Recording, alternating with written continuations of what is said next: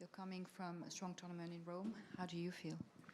I feel great. Tournament both in Madrid and Rome. I like to put them together. Were good in terms of results. Of course, Rome was better, but in terms of game, both of them I played good. Some good clay court tennis. So looking forward to Roland-Garros. Not always my best tournament, but I did manage to get a couple of good results here and there, and that's what I'm going to try to do again this year. Try to push for a better result.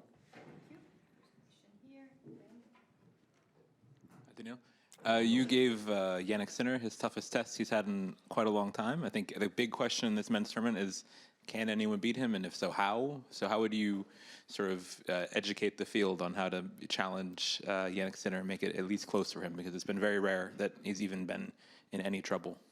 Yeah, it's super tough. And actually, any match that we saw, even this year, because I think he lost only 2, the only way to beat him, you need to be at your best for all, I wanted to say 3 sets here, maybe even 4 or 5 sets. You need to run, be strong, to serve well, to return well. Like, everything needs to be on the top level, because his game is everything at the top level. So that's the only thing, and that's what I managed to do in Rome, especially in the second set. Third set, I had 1 sloppy game on my serve, and I lost with 1 break. So he's a very, very tough player, tough opponent.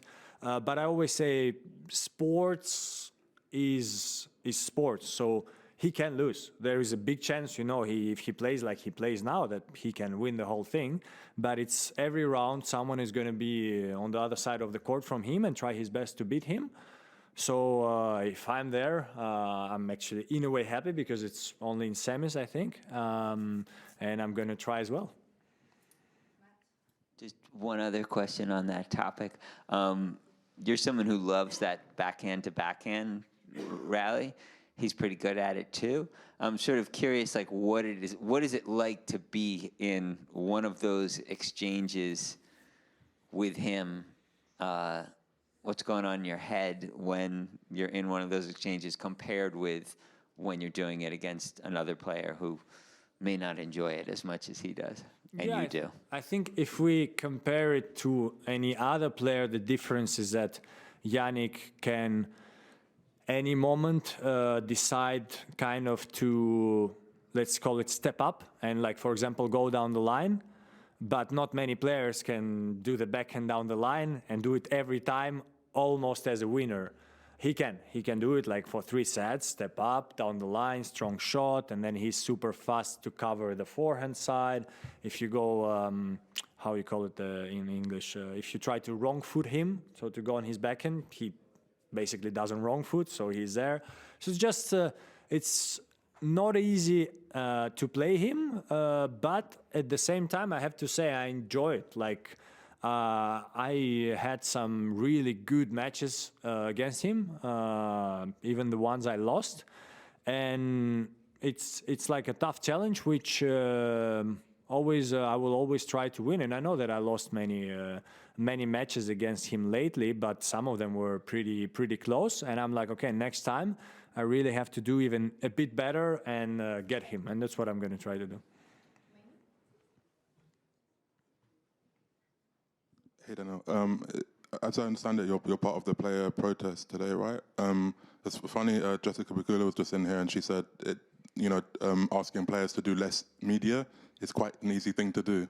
I'm curious, there was obviously talks about boycotts, but in general, I'm curious, do you think players would be willing to do things that hurt themselves, that, things where they have to sacrifice in order to achieve these aims? Like, an example is that you could have chosen not to do media at all today and dare Roland-Garros to take the fine. Like, do you think players would be willing to do that? Tough question, because a lot of things inside, but I think at the moment, what we want as players, and it's good because it's probably the first time, at least in my span on the tour, where players are kind of really united with someone, I would say, following the player's voice, which there is someone, and we don't want to hurt ourselves, we don't want to hurt anyone, we just want a discussion with the slams, which we feel like they are maybe not wanting enough to discuss. So we're trying some steps to have this discussion, and that's it. I don't think, you know, what we're doing is really bad, because it's a one-time thing to see, you know, how it goes. And I think there is some progress, especially since Jannik words in Rome and stuff like this. So we're just trying to be heard, and to be heard by exactly the Grand Slams.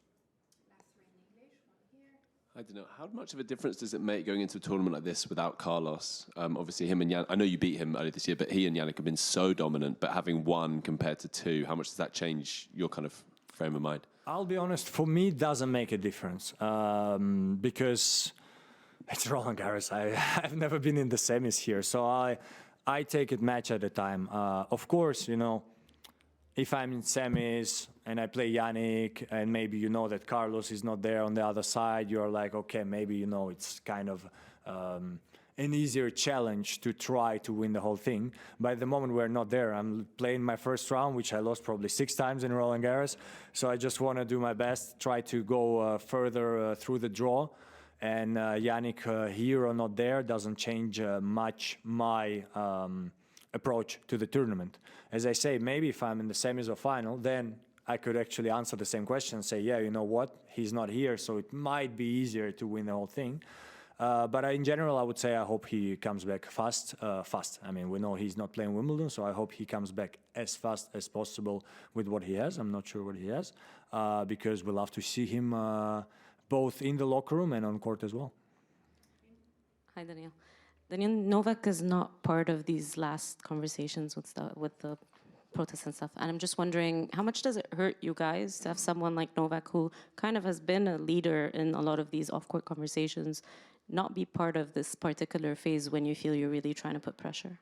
I think it's not a problem, because I always said, first of all, and this is part of this as well, is everyone can make their own decisions, and that's great, you know. When you can make your own decisions, it's the best thing in life. And Novak is experienced enough, mature enough to know what he wants to do and doesn't want to do, and he was always super proactive for the players in different movements, different things. So I don't think it hurts the message itself, because I don't know if he did the media day already, but probably once he will, or when he did, if he gets kind of asked about this, he would say that he supports us, just not with exactly this media thing. So again, full support to Novak, and I'm sure he supports all the players and everyone around. Hello. Carlos Alcaraz is not playing the 2 biggest summer Grand Slams of the year. How much of a threat to the game is the power in the game that is injuring players and taking out the draw cards? Dominic Thiem is no longer playing because his career was injured with a wrist injury. Del Potro, we go on. Do you see that as a danger to the sport? Can anything be done about reducing the physicality? Super tough question, because everyone has a different story. So it's so tough. I don't know what Carlos, did it happen during the match, out of the court? I don't think we know exactly what happened. So it's super tough to say. I think I can only talk more in general, that of course, if somehow we manage to find a way, like most of other sports, to make the season, even if it's 2 weeks or 1 month shorter, like this for us, to be more free to choose if someone wants to, after the season, maybe someone wants to take 3 weeks off. Now it's not possible. If you play in Turin especially, you take 3 weeks off, you basically sacrifice Australian Open, and nobody wants to sacrifice a slam. So if there is a way to find a decision, which is not going to be done in probably next 5 years, but maybe even in 10 years, to make the season shorter, I think this could help a lot of players in general. And actually, even talking longer, I'm pretty sure that even if it means, let's say, getting less money because there is less tournaments, I'm pretty sure most of the players would agree that's the talk in the locker room. But again, it's a long discussion, and that's the only thing I see where maybe it could reduce some injuries.